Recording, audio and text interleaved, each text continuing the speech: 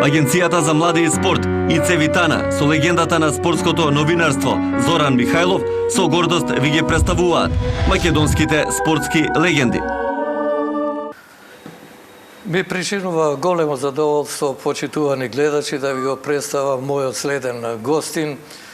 Не треба многу да зборувам за него зборуваат делата, за него зборува целокупниот негов фудбалски опус. Станува збор за нашиот легендарен фудбалер Горан Пандев, кој во фудбалскиот свет е познат не само на овие наши простори, не само во Италија, која би рекол е негова втора земја со оглед на тоа што долг период е таму, туку и во светот. И еден пример, веднаш ќе кажам, пред да ги кажам оние титули што ги има освоено, одиме во лифт во една арапска земја, во Обединетите Арапски Емирати, и едно семејство со детенце прашуваат од каде сме. Викам од Македонија, и малиот молчеше и веднаш распали ко од пушка. Горан Пандев. Да, викам, Горан Пандев, ето тоа детенце од Обединетите Арапски Емирати е, може би, твој фан. Веднаш погоди дека се работи за земјата на Горан Пандев. Сега Горан Пандев, нашите гледачи знаат што се има направено во фудбалот, знаат дека има освоено се што може да се освои: 5 купа на Италија, 3 супер купа, потоа 2 пати така нареченото скудето, така го викаат, нели, во Италија, со тимот на Интер. Потоа остави силен впечаток во сите тимови каде што играше. Меѓутоа, за тоа како течеше неговата кариера таму, ќе видиме подоцна. На почетокот да кажеме за нашите гледачи дека Горан Пандев уште од детенце би рекол, почна да ја шутка топката, па на 16 години да стигне и до репрезентацијата на Македонија, она кадетска, и да ги брани боите. Уште од тогаш е тој репрезентативец, а сега еве доживеавме сите ние да го прославиме неговиот 100-ти настап за државната репрезентација на Македонија. Тоа е сигурно чест за него, гордост за него и за сите нас што имаме еден таков спортист во нашата средина. Горане, дадов вовет, еве добро дојде во мојата емисија, и сега на почетокот кажав нешто за оние младински денови и таа репрезентација. Па ајде ти подсети на како беше тоа време и ќе одиме така поред како течеше твојата кариера. Па најпрво поздрав и фала ви на поканата, Зоран. Поздрав до сите гледачи. Ти благодарам на убавите збори, стварно ми е чест што сум во вашата емисија. Сигурно, мојата кариера е долга. Се уште сум активен фудбалер, сега во јули ќе понам 36 години и стварно драго ми е што уште играм за нашиот национален тим.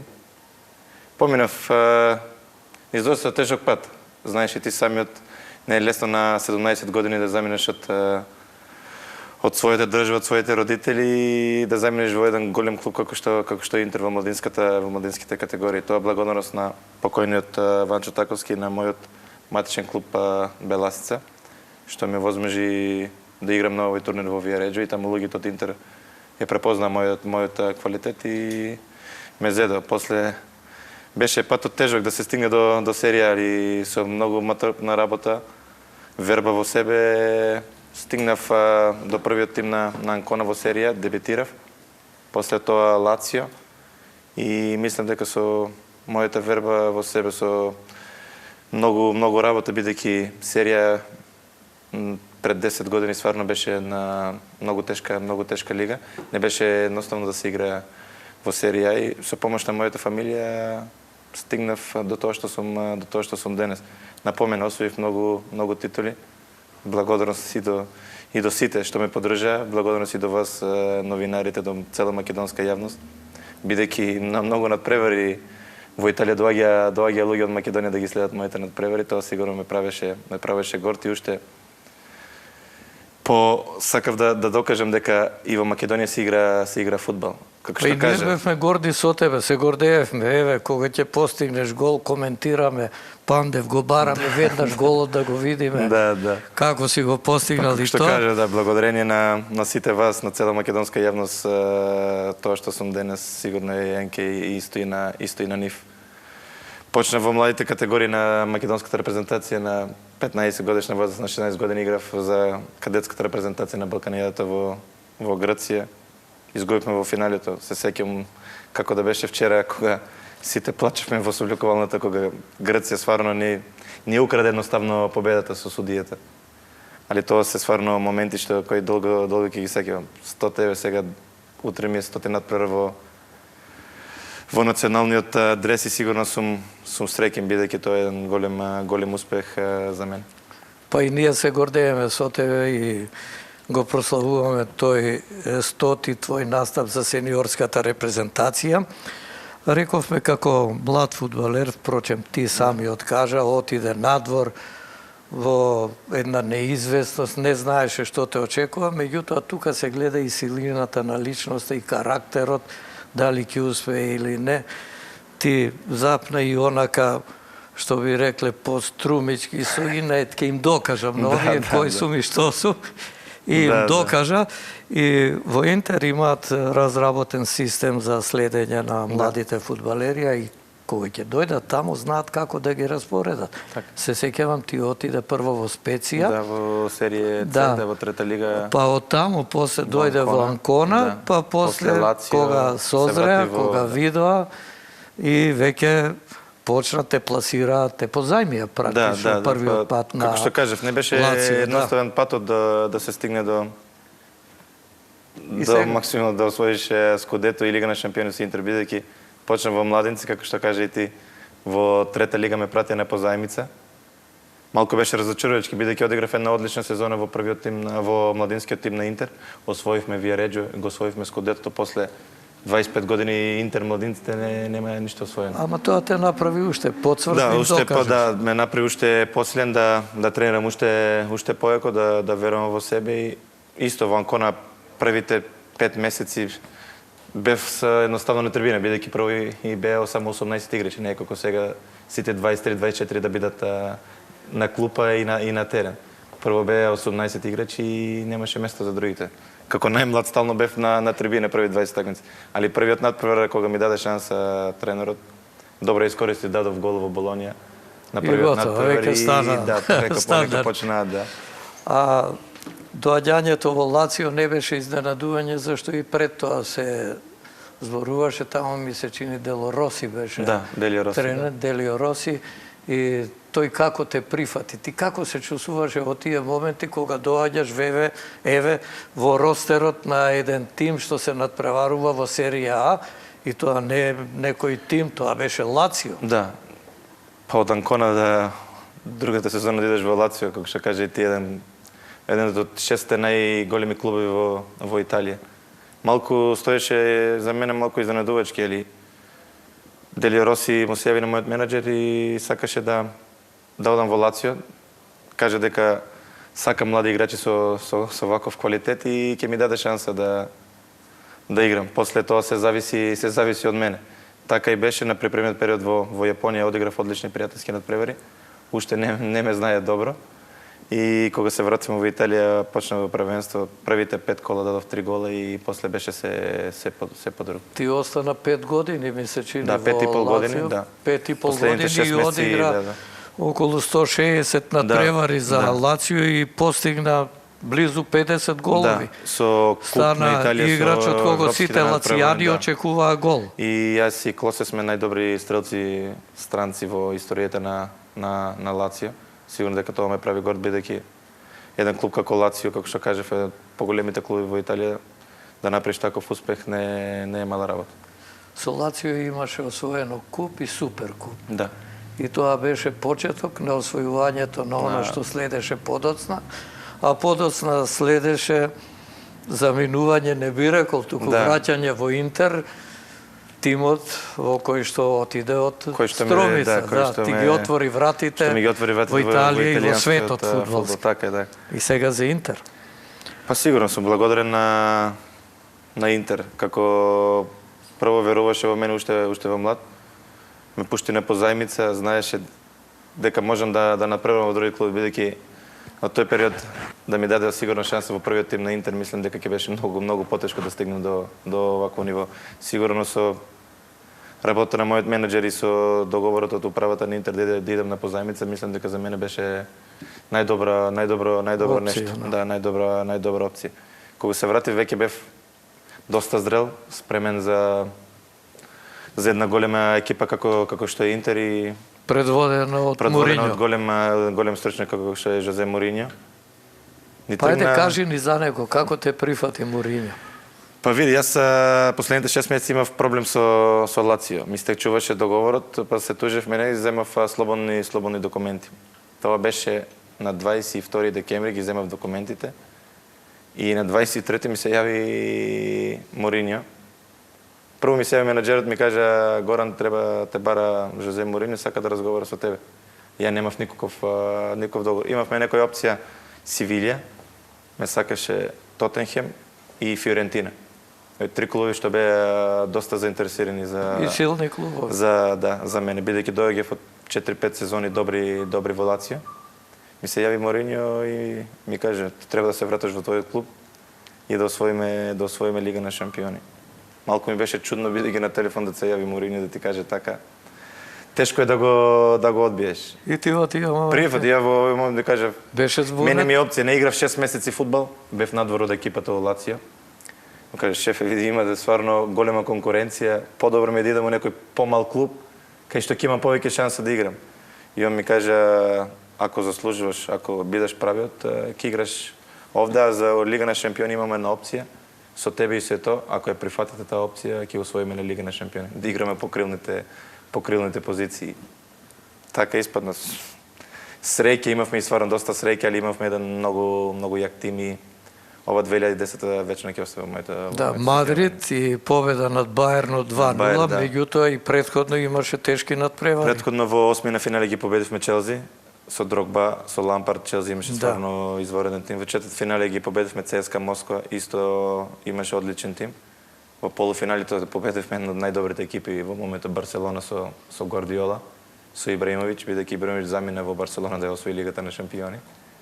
Тој надпревар се уште не осеќавањата како беше. Да, ни би исклучи играч. Додуше со исклучен играч, во одбрана, повлечен. Да, беше многу тежок. Али во Милан одигравме еден одличен надпревар, ги добивме 3-1 и мислам дека кој ги поминеш овие противници, доаѓаш во финале и како што кажа Мориньо, после овој тежок пат, мислам дека ова утакмица треба да ја добиеме многу полесно од овие другите. И така испадна. Игравме стварно одлично.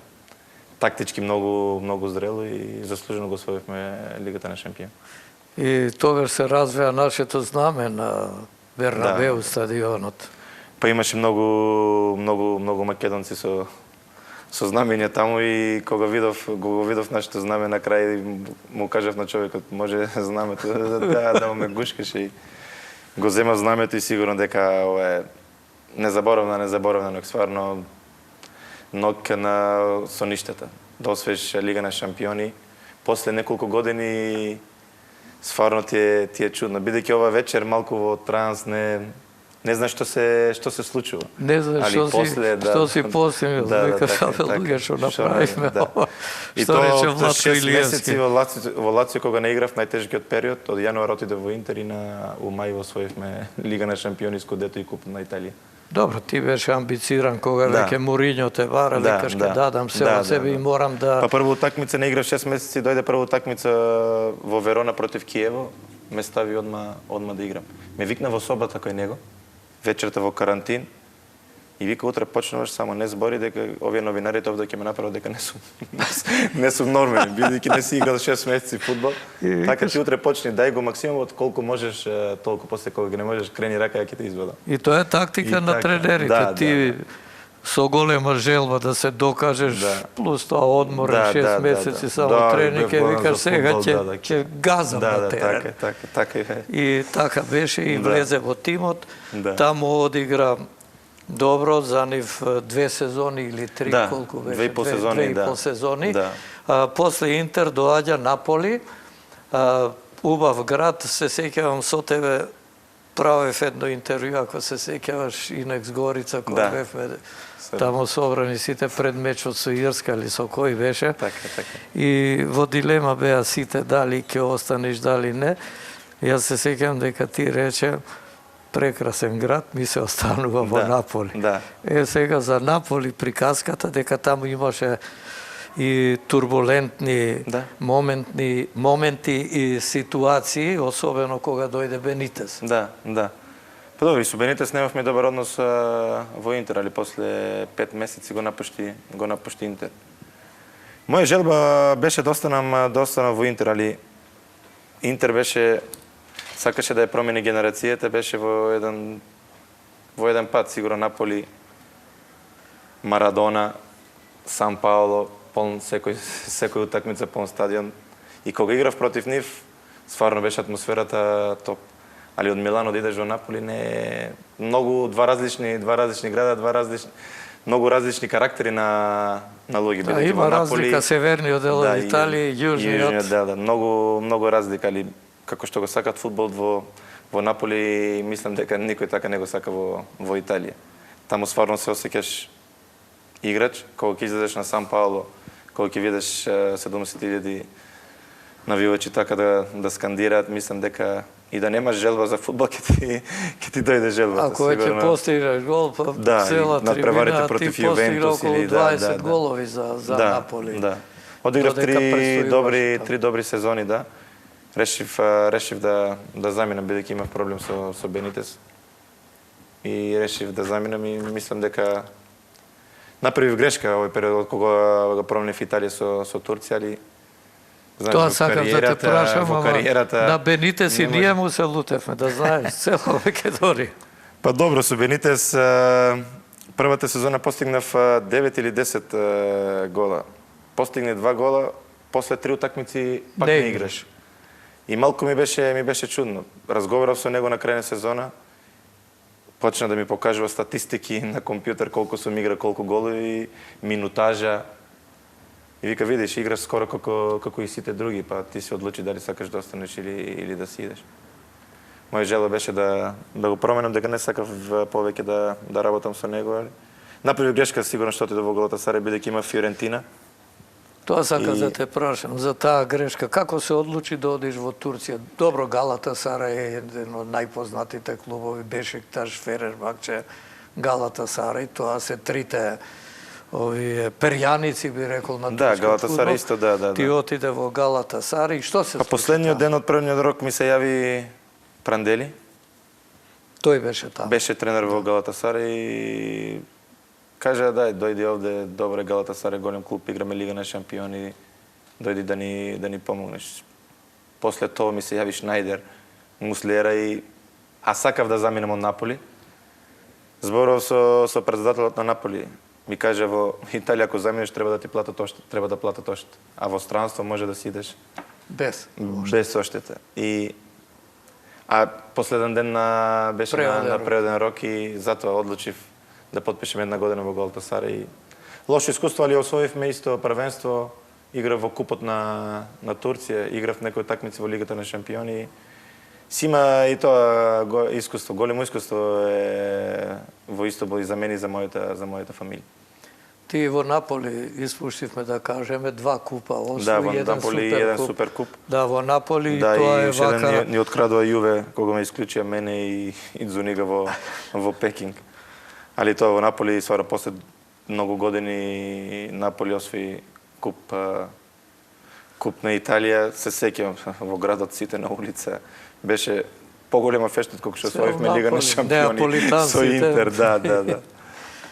И тоа и почна канцоните покрај Бога и да се прославува. Беше хаос, зашто на железничка кога не пречека, беше лудница свар. Добро, во Наполи, Галата, Сарај не остана долго. Да, не остана една сезона. Одиграв малку, играв само во купот на Турција. И одиграв некој надпревар во купот на Турција, бев најдобар стрелец, да. Али имавме проблеми бидејќи бевме 12 странци, може да играат само 5 странци. И тука, значи мораше да се ротира и да чекаш. Да. Игра во време Лигата на кога да шампиони. заиграш. Знаеш, кога не играш Постојано, редовно, малко е тешко да влезеш и во форма. Али после тоа ми се окаже шанса да се вратам во Италија.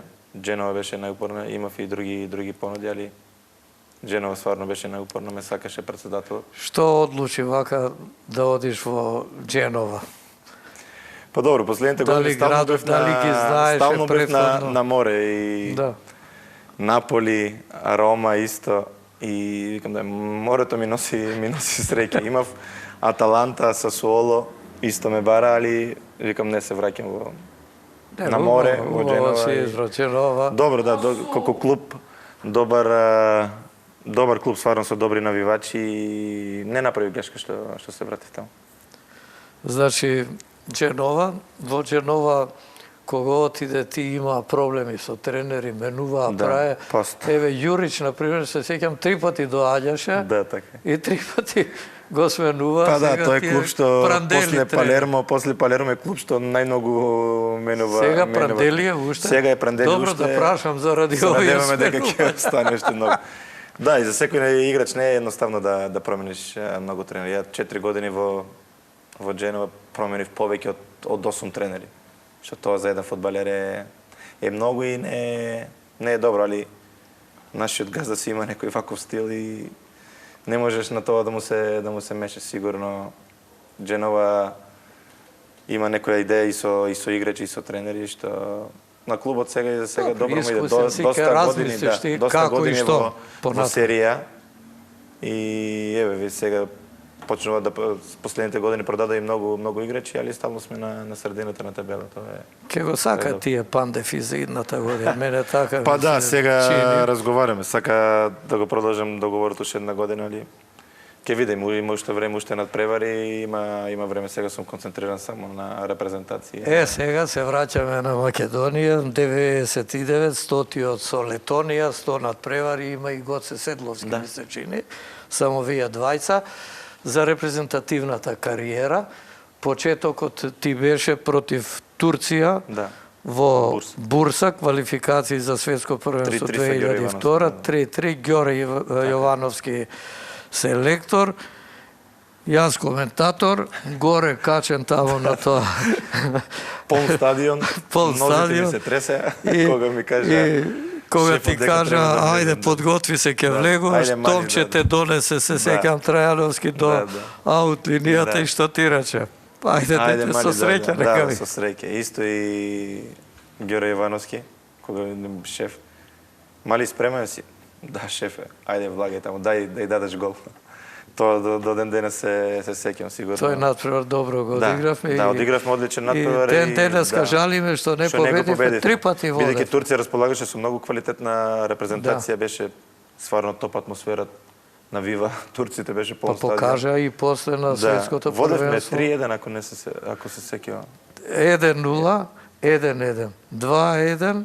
2-2, 2-2, 3-2, 3-3. Така водеше. Али стално, да. Стално постојано бевме во водство, во предност. Одигравме еден одличен надпревар, се сеќавам, да. Ти дебитираше за сениорскиот тим, стигна до 100-тиот, па сега ајде од тие надпревари. Па сигурно доста одигра кој, дали со Шпанија пријателскиот, дали со Холандија. Видите, сите надпревари во националниот дрес ми се стварно драги, бидејќи да настапувам за својата земја е желба на секој спортист, на секој играч. Сигурно имам и некој надпревар, како што е надпревар со Холандија во Скопје 2-2, со Англија во Саутемптон исто 2-2 влегов од клупа. Со Шпанија пријателскиот надпревар изгубивме 3-2, али одигравме еден фантастичен надпревар. Имаше и многу лоши надпревари, поразот од Андора, поразот од Луксембург. Во репрезентацијата може да напишеме една книга 100 дена да пишеме. Стварно многу убави моменти, али и многу тешки моменти, што тако е нашата кариерата на секој фудбалер, има и падови и големи работи. Сигурно во нашата репрезентација и до ден денес не можам да сватам. Играш добро со Холандија, играш 2-2, после 3 дена губиме од Андора. Тоа и до ден денес не можем да си го... Добро, што се случува во тие моменти? Што е? Стварно, тоа е несфатливо... Дали подценување на противникот? Сигурно, нашиот менталитет е еден од Лош Значи менталитет, психологијата. да, психологија. Мислам, играме 2-2 со Холандија, идеме на Андора, ќе ги победиме лесно. Да, сами ќе си дадат гол и готово. Затоа фудбалот се промени многу. Ако не влезеш 100% на надпревар, тешко е против сите. Кога спомна Саутемптон и Англија, и таму жалиме што не дојдовме до победа. И таму водевме. Се исплашивме од победата. 1-0. Па исто и со Холандија овде. Игравме одлично, примавме без веза голови, израмнивме, имавме шанси да ги добиеме.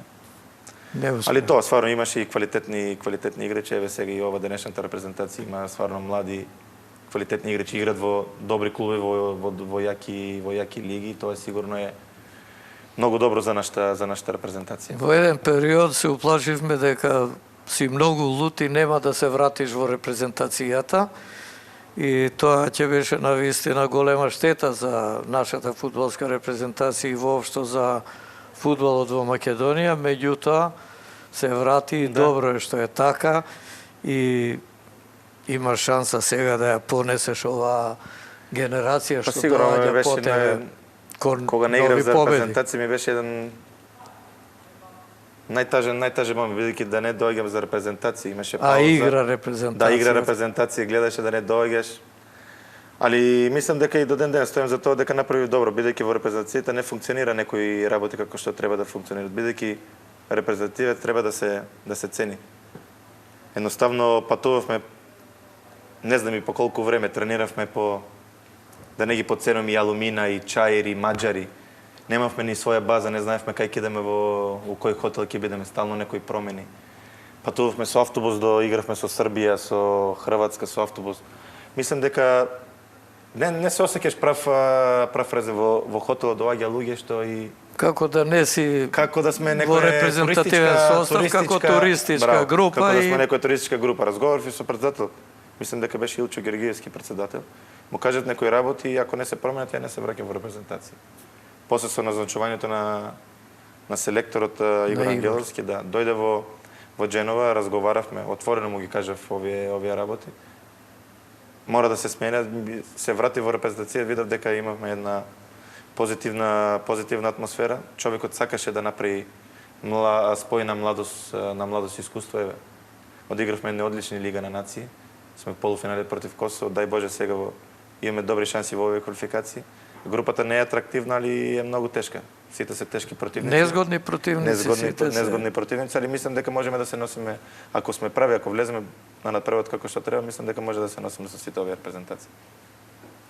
Тоа се репрезентации кои немаат звучни имиња во фудбалскиот свет, меѓутоа незгодни може да те изненадат во секој момент. Пример ти е дечкото што играше кај мене, Пионтек од Полска. Дојде 5 месеци во Дженова, даде 20 гола, го продадоа 40 милиони во Милан. Него ни знаевме ништо, игра за полска репрезентација. А како него уште 7-8 милиона има? Да, имат, да. И тоа е еднакво непознати имиња, али квалитетна репрезентација, исто и Австрија, да не наброим и Словенија, Израел. Мислам, али и ние имаме стварно квалитетна репрезентација, како што кажа, ако не служи здравје, да немаме повреди картони, мислам дека можеме да се носиме со сите.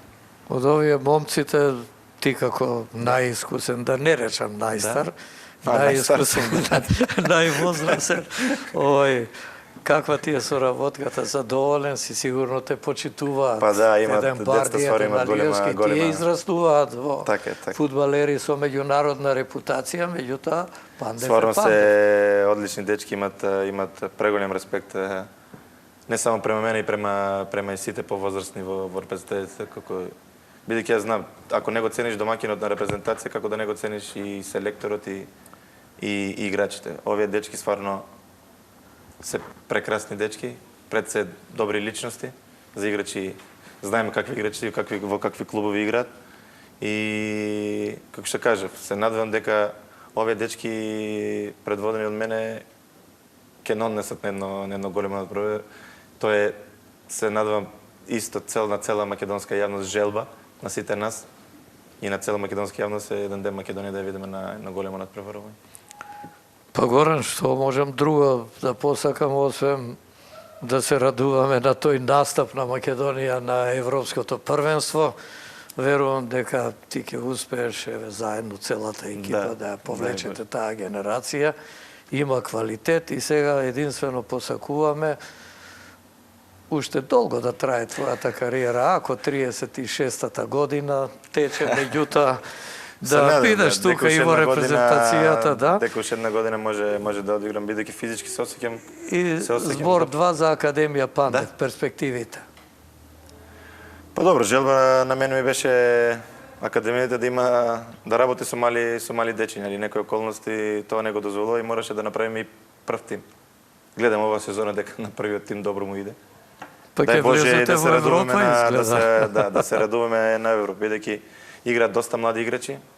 Еве, гледам читав список до 21 година репрезентација, имаме 5 репрезентативци плюс Јане Танасов од Бурса и Трапановски што игра во Чешка, и тоа е сорен голем успех за нашата академија. Бидејќи со добра работа можеме да ја помогнеме и на македонската репрезентација. Епа, Горане, ти посакувам се најубаво во иднина. Здрав, жив да ни бидеш, да сте сите срекни во твоето семејство и оние што те обкружуваат и да се радуваме на твоите резултати кои ги чувствуваме и како наши, затоа што ако ти направиш резултат, и ние сме горди со тие резултати. Благодарам, па ќе се видиме во некоја следна прилика.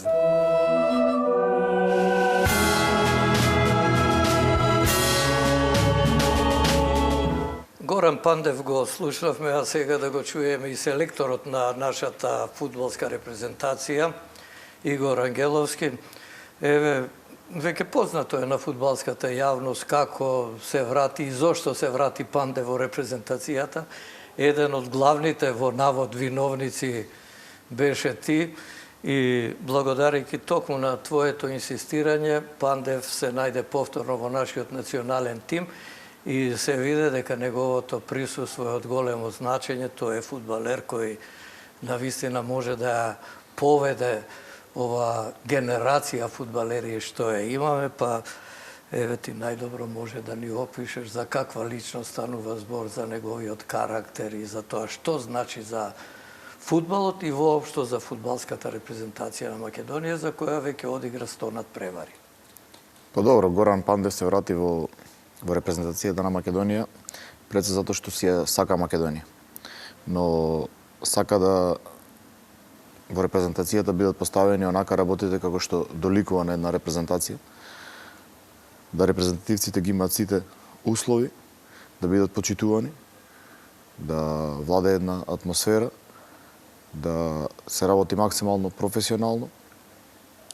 И кога јас првиот мој работен ден заедно со тренерот на голманите Гого Јовчев отидовме во Дженова и разговаравме со Горан, ја му кажав што све е во моите планови и колку он е потребен на сето она што јас го замислувам.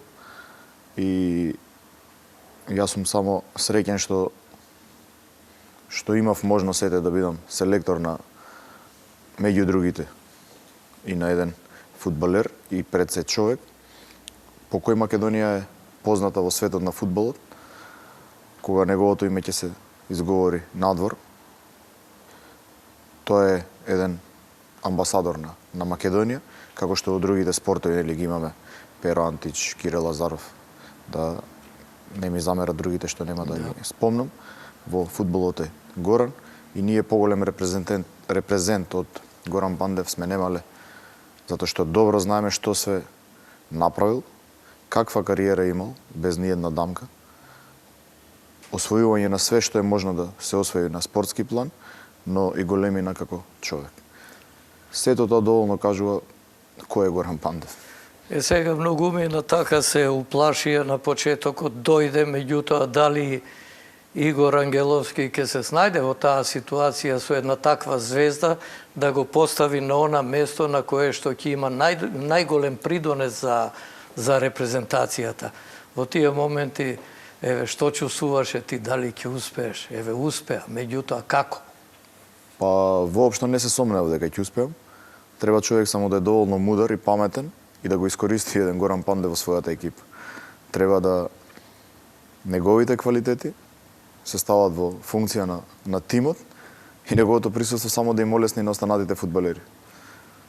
Јас пак ќе кажам, сум среќен што работам со такви фудбалери кои многу добро ја сватија мојата цел, мојата визија и тоа го спроведуваа на терен и сето тоа допринесе да Македонија забележи онакви резултати какви што направивме ние изминатите 2 години и од репрезентација која беше за подсмев, која мислам дека поголемиот дел од нашето население воопшто не интересираше.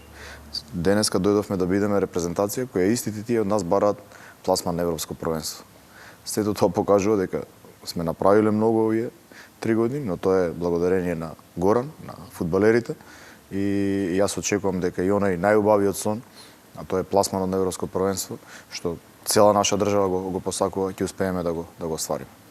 Па што можам и јас да посакам друго нешто, освен нашата репрезентација да се пласира во една завршница на едно големо надпреварување како што е Европското првенство. Не се сомневаме дека ти со твоите момци ќе успеете да го издигнете нивото на тој наш репрезентативен фудбал и да стигнеме онаму каде што сите посакуваме. Ти благодарам за разговорот и многу успех во периодот што престојат многу надпревари, многу противници.